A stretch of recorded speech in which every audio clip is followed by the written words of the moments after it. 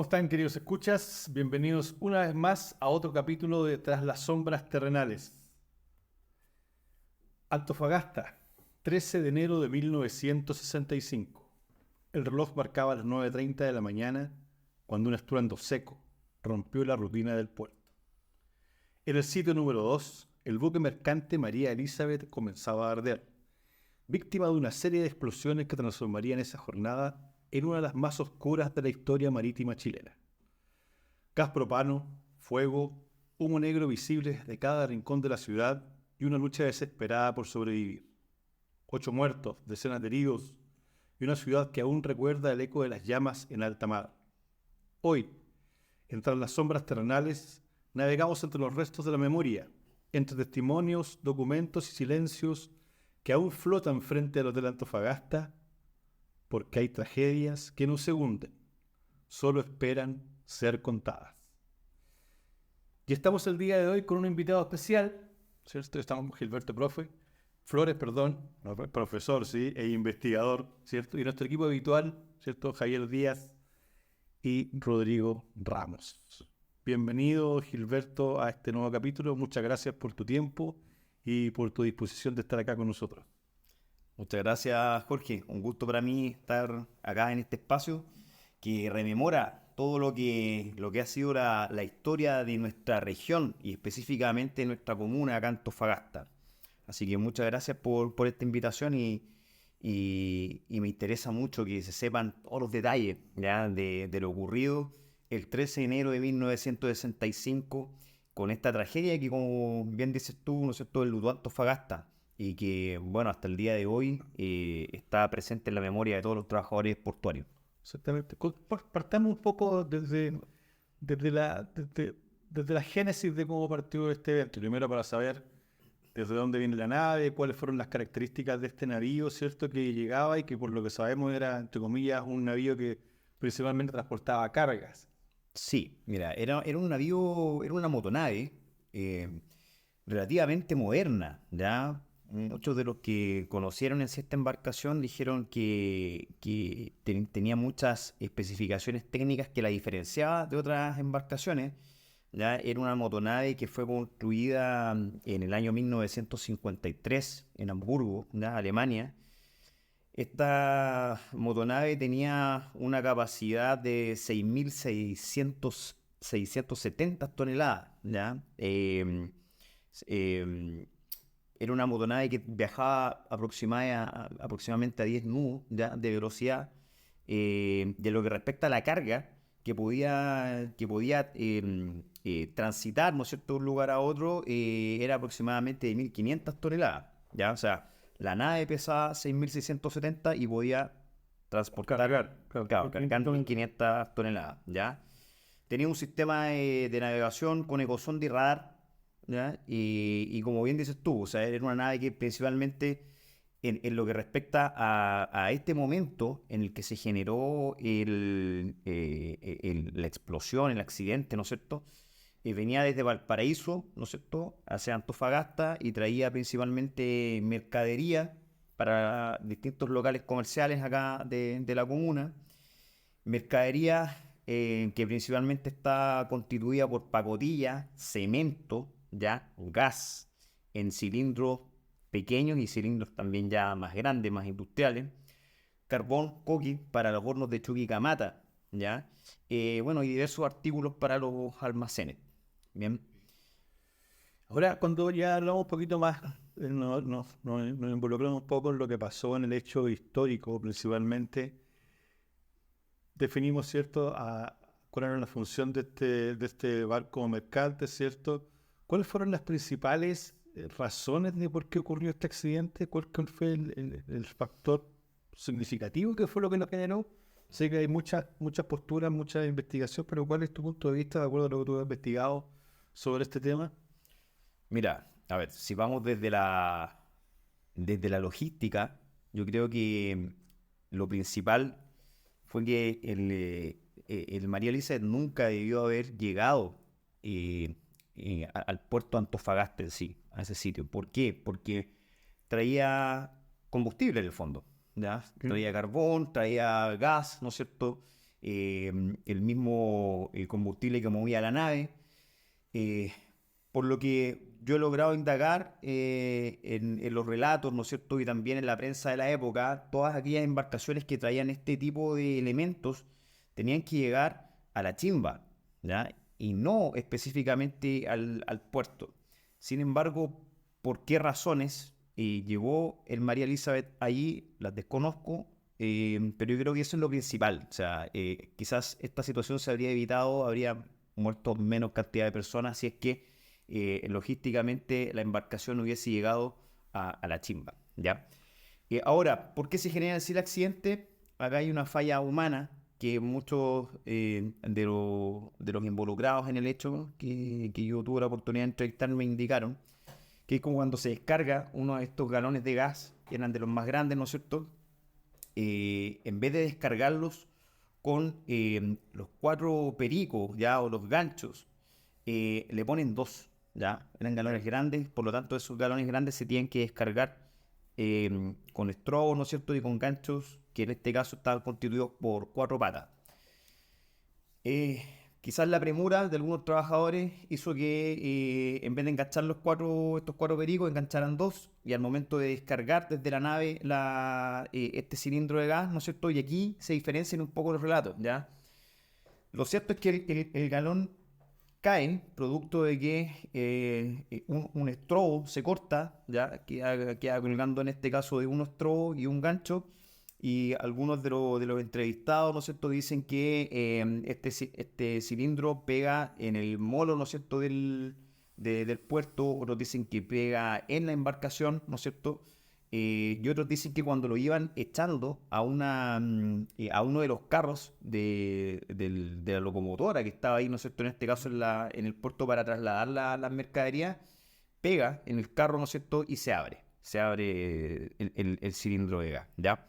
Automáticamente dicen que el barco se envuelve con el gas y lamentablemente como la descarga de esta embarcación parte muy temprano, entre 8 o 9 de la mañana aproximadamente, en ese momento hay gente que está ocupando la cocina del barco. La cocina se encontraba encendida y al entrar ahí en contacto del gas se genera la explosión, ¿ya? Y esto hace que se genere una cadena de explosiones, pues. Los cilindros de gas comienzan a volar, ¿ya? Muchos trabajadores se ven obligados a ir corriendo hacia el faro, ¿ya? Que se encontraba en ese entonces en el puerto para tratar de evitar que un cilindro le llegara o salir quemado, ¿no es cierto?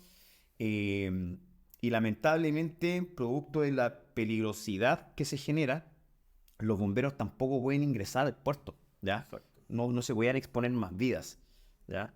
Entonces la situación principalmente se genera en primer lugar, como les digo, por esta falla logística, ¿ya? Que no debería haber llegado el María Elizabeth ahí al puerto, y lo otro también, quizás la premura con la que los trabajadores efectuaron el trabajo, específicamente hay algunos investigadores. Bien. Sí, tengo una pregunta relacionada con un tema más de carácter social. Estamos hablando de que las personas que viven en Antofagasta el año 65 tienen una memoria eh, bastante focalizada con lo que ocurrió con respecto a María Elisa, y al parecer la visión que tuvieron ellos fue de distintos lugares en la ciudad. Hablemos un poquito y tratemos de reconstruir cómo era Antofagasta el año 65, en donde lo encontramos porque hay gente de distintas poblaciones que observaron esta situación. Comentemos lo siguiente, como por ejemplo, estamos en una época de efervescencia en donde se duplica la cantidad de personas en Antofagasta entre el año 40 y el 65. En el año 64 había asumido recién Eduardo Frei Montalva, y también en el año 64 se consolida lo que es la Universidad del Norte. Estamos hablando de un auge en la ciudad, pero aún así estamos hablando de una ciudad que es pequeña y que se puede observar de distintas latitudes dentro de lo que es esta bahía de San Jorge, lo que ocurrió con respecto a María Elisa. Hablemos un poquito de ese tema para que podamos intervenir. Sí, mira, yo de lo que he logrado rescatar de los relatos, me han dicho que efectivamente, o sea, la explosión se escuchó prácticamente en todo lo que es la zona céntrica de la ciudad, ¿ya? Y inclusive me indicaron que había muchas personas que habían logrado ver toda esta situación, el humo que salía, ¿no es cierto?, desde la Gran Vía, o sea, más o menos para que vayamos viendo la distancia, ¿ya? Eh, Tenemos que considerar que, claro, en ese entonces Antofagasta no tenía edificios muy altos, tampoco era mucho el parque automotriz que tenía, por lo tanto, quizás la bulla era mínima si la comparamos con lo que existe hoy en día. Y otro dato que también es relevante, que yo creo que también esto agravó un poco la situación, es que el hospital regional, el hospital Leonardo Guzmán, ¿no es cierto?, aún no se encontraba al 100%, estaba prácticamente en etapa de construcción. Entonces, el lugar prácticamente al que fueron llevados los trabajadores portuarios que resultaban heridos fue el hospital de El Salvador, ¿ya? Que en ese entonces también tenía muy poca capacidad, ¿ya? De hecho, tuve la oportunidad de entrevistar a una enfermera de esa época y es que estaba muy impresionada por la forma en cómo llegaban los trabajadores, ¿ya? Ella me dijo, respiraron fuego, llegaron carbonizados, ¿ya? Llegaron quemados por dentro, ¿ya? Fue una situación totalmente compleja para ella, considerando que no existía la indumentaria, y me decía que el espacio que tuvieron dentro del hospital tuvieron que dividirlo por tiempo, ¿ya? Entonces se vivió un momento bien caótico. Ahora, por otra parte, se habla que oficialmente hay una cierta cantidad de fallecidos. Uno lo puede observar en los periódicos de la época. Sin embargo, eh, estos datos difieren y podríamos hablar un poquito de eso de la aproximación que podemos tener. Se habla de 5 muertos, 5 fallecidos, pero que también hay heridos. Con respecto a ese dato, lo que nos podría comentar Gilberto. Mira, lo que comenta la prensa de la época es que habían 5 fallecidos, 2 desaparecidos, 15 heridos graves y 11 heridos leves. Eso es lo que aparece principalmente en la fuente del Mercurio, ¿ya? Sin embargo, cuando uno escucha los relatos de los trabajadores portuarios de esa época, ellos mismos dicen, no, si esto no es así. ¿Por qué? Porque tenemos que considerar a los medios pollos que trabajaban en ese entonces, ¿ya? Los trabajadores informales que hacían prácticamente la labor de muchos trabajadores portuarios y que no aparecían en ningún registro, y también de los garraferos, ¿ya? Que eran personas que iban cuando llegaban las embarcaciones, subían a estas embarcaciones a tomar desayuno, ¿no es cierto?, que se iba a comer. Eh, de eso me comentan que, por ejemplo, habían 4 que eran bien conocidos y de esos no se vieron nunca más. Entonces lo más probable es que hayan muerto en el accidente, ¿ya? Hay uno de los relatos que ahí me deja bastante impactado, ¿ya? Porque los trabajadores que lograron zafarse de esta situación quedaron viendo expectantes cómo el María Elisa se quemaba y ellos no podían hacer nada. Y lo que contaban es que había muchos de los tripulantes que sacaban pañuelos blancos por la claraboya, por estas ventanas que tenían las embarcaciones, para indicar que estaban ahí adentro. Sin embargo, no podían sacarlos. Por lo tanto, ellos murieron prácticamente ahogados o quemados, ¿no es cierto?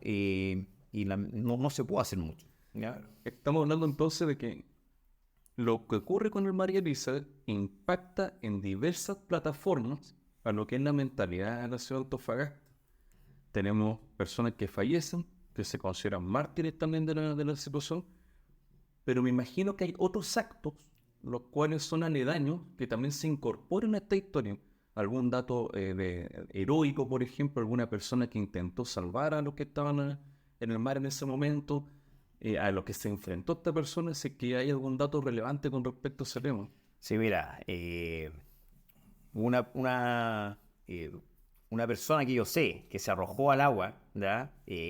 Hay que considerar que cuando uno ve, porque hoy día tenemos inclusive hasta registros videos de la explosión, ya tenemos videos de cuando el María Elisa se está incendiando, ya el agua estaba prendida, ¿ya? El agua estaba encendida. Y muchos me relataron de que hubieron personas, trabajadores que se arrojaron al agua a tratar de sacar a los trabajadores que podían alcanzar, en este caso, a rescatar. Y claro, o sea, obviamente no sé específicamente los nombres de esas personas, ¿ya?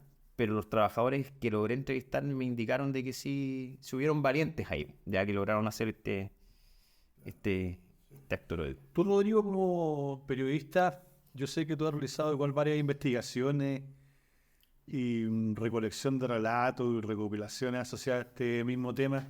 ¿Cuál es tu visión de este evento en términos sociales y históricos un poquito acá en la ciudad de Antofagasta? ¿Se recuerda? ¿La gente lo recuerda? ¿O en definitiva ha quedado como un poco olvidado?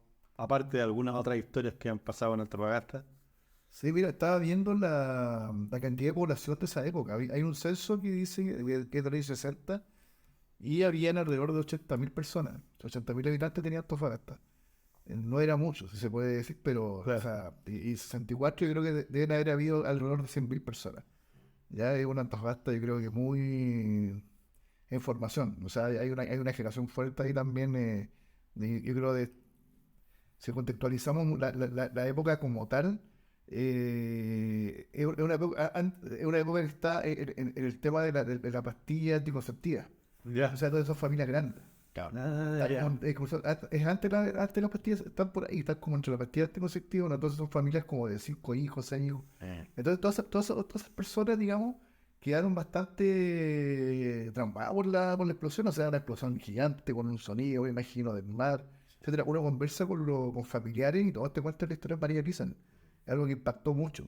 Y que esa generación, digamos que lo ha perpetuado en su memoria y todavía lo recuerda. De ahí volvemos a la importancia de la memoria, o sea, de recordar estos temas, de seguirlos, de mantenerlos vigentes. Hablábamos el otro día también el otro día conversar también en las mesas familiares de estos temas.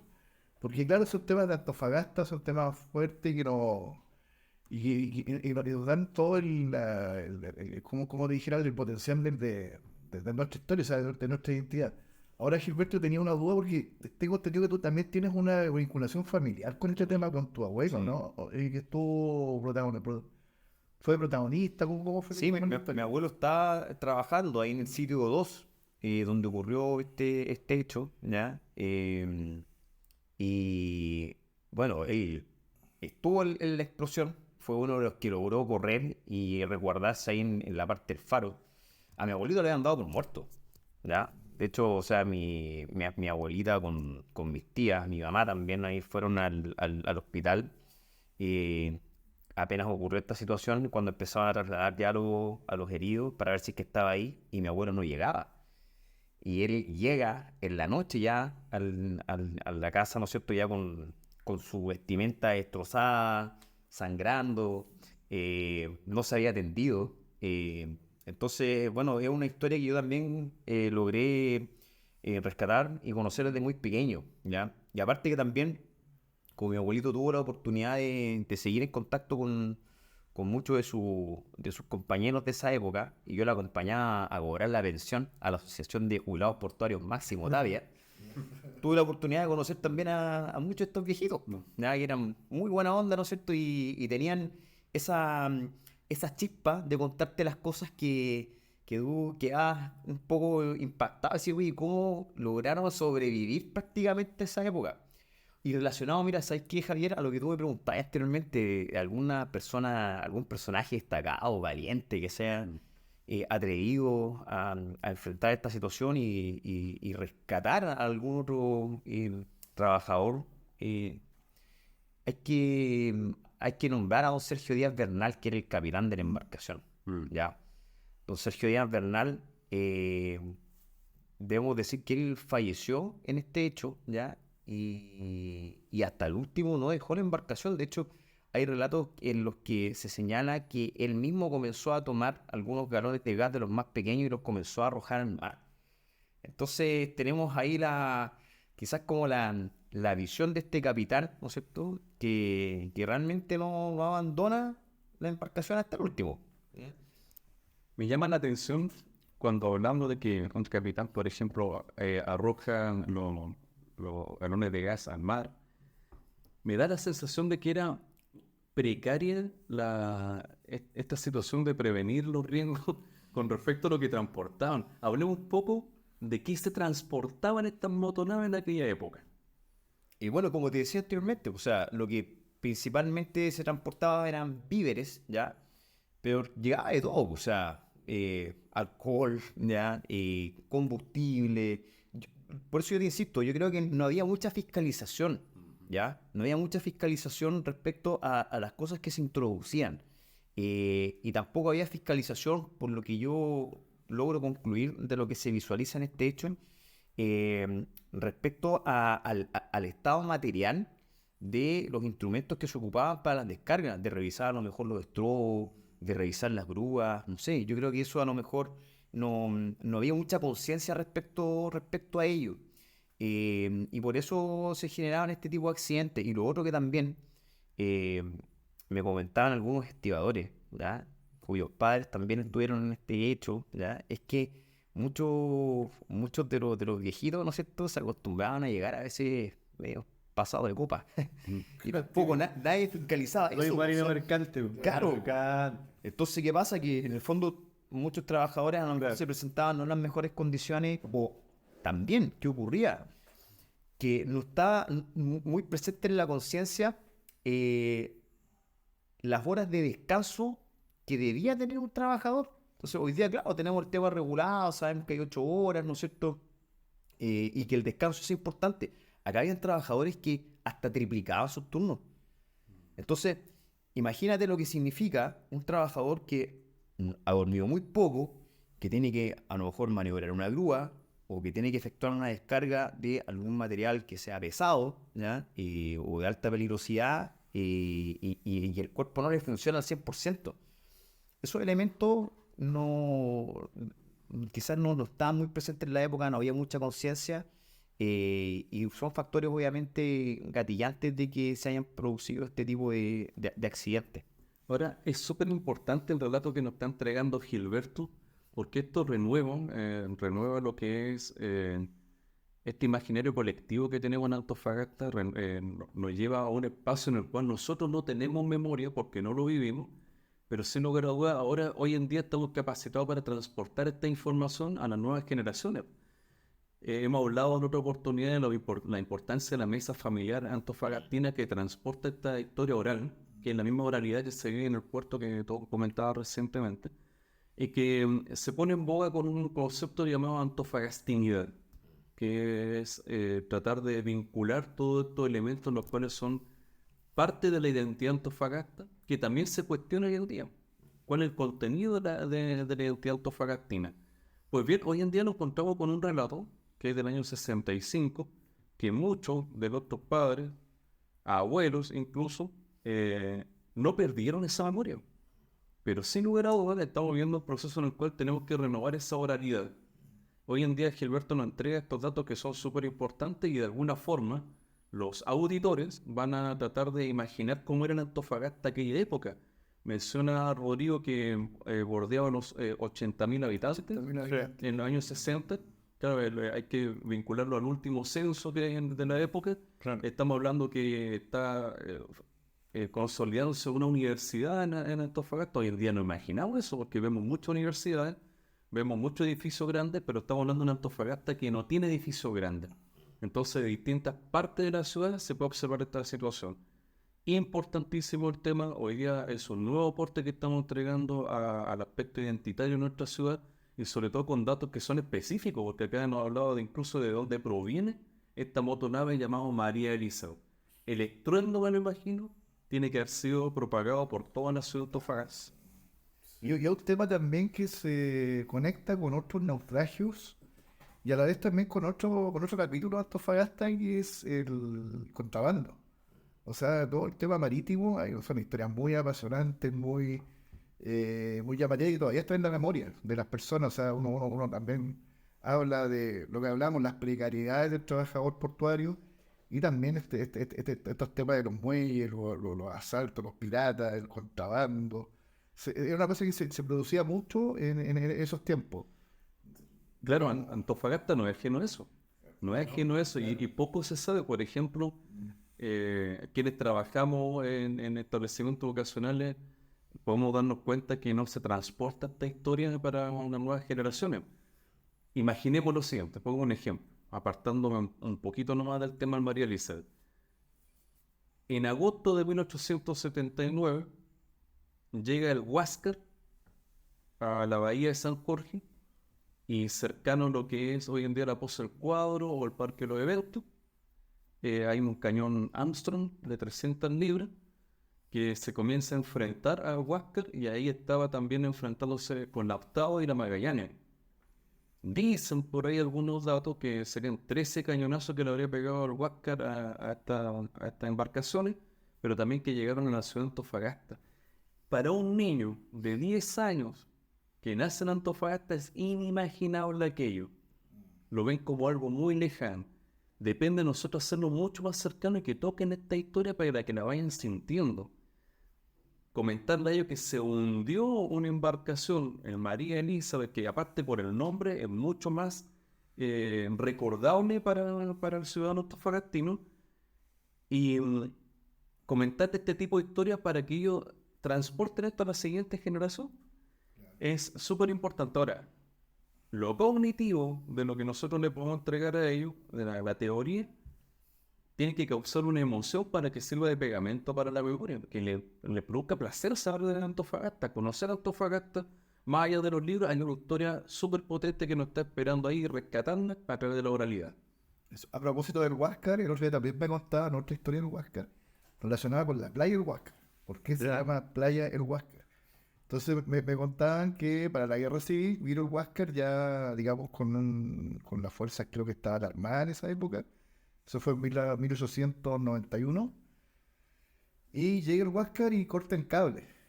Y queda incomunicado Antofagasta. Digamos, eso fue la gracia del Huáscar para la guerra civil. Y de ahí la playa adopta el nombre del Huáscar. Ya. Es un datito bien interesante que Eso puede ser interesante, lo vamos a tratar en la próxima. O sea, vino 2 veces. O sea, Sí. y haciendo pura espaldada. Primera, segunda. 3 veces. Oye, Hay tres dos, veces, hay claro. 2 combates navales en el año 1879, 2 combates navales de Antofagasta. En la primera se agarra a las 5:30 de la mañana con la Covadonga y en la segunda con la Octava y la Magallanes. Exactamente. Sí. Bien, Gilberto, muchas gracias por participar con nosotros en esta aventura de difusión, de historia, de identidad, de recuperación, sobre todo de Antofagasta y el norte de Chile. ¿Quieres decir alguna última palabra antes de finalizar? Bueno, como se ha señalado en este espacio, es súper importante rescatar la memoria histórica, ¿ya? Es súper importante hacer justicia por aquellas personas que aportaron un granito de arena al crecimiento de nuestra ciudad y que hoy día no son recordadas, ¿ya? El puerto Antofagasta debería ser un memorial, porque en realidad ocurrieron muchas situaciones allí.